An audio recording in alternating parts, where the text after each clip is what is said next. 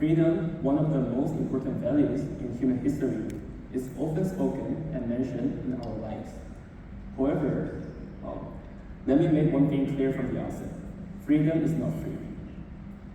First, what does the term freedom mean? It encompasses the ability to act, speak, and think without hindrance or restraint. It is the fundamental right to pursue one's dreams, to make choices without coercion or oppression. Nowadays, unlike in the past, the world has developed and freedom is in many places.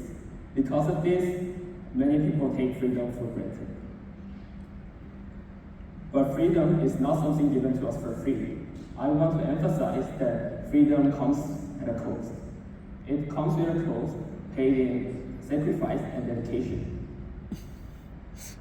We must realize that freedom is here through the sacrifices and the works of many great people before us did. We should be grateful to those who fought so that we could enjoy our freedom. Let's think about the Korean War. In 1945, after World War II, the Korean Peninsula was divided into two. South Korea, which pursues liberal democracy, and North Korea with communist totalitarian dictatorship. The North Korea was always looking for an opportunity to attack itself in order to stop the seeds of freedom and take over. In 1950, they finally invaded the South. In the face of aggression from North Korea and its communist allies, South Korean soldiers and freedom fighters stood valiantly to defend their nation's freedom. Their sacrifices have led to the flourishing and development of South Korea into one of the most advanced and freest nations today.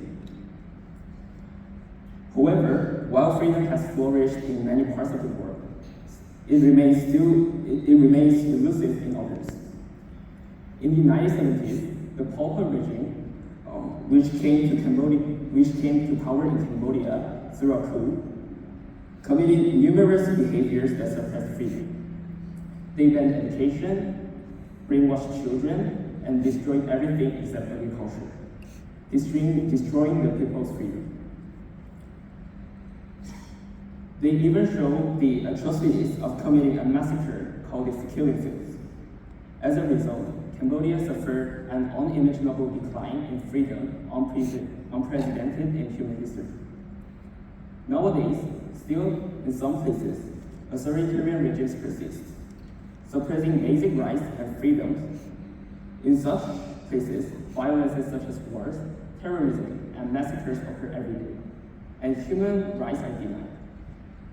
Even some internet websites and social media that we usually and naturally use in our life, like Google, YouTube, or Instagram, are controlled or banned in some regions. By the time you heard this, I believe that you realize how much freedom that you have and how grateful you should be for your freedom. But it shouldn't end with this. We must acknowledge the tragedies occurring in those regions and strive to make better situations. To address the challenges faced in areas where freedom is limited, we must take action. What can we do? We can do anything. We can do things such as donating to organizations that help people who don't have freedom, or proposing policies for those people.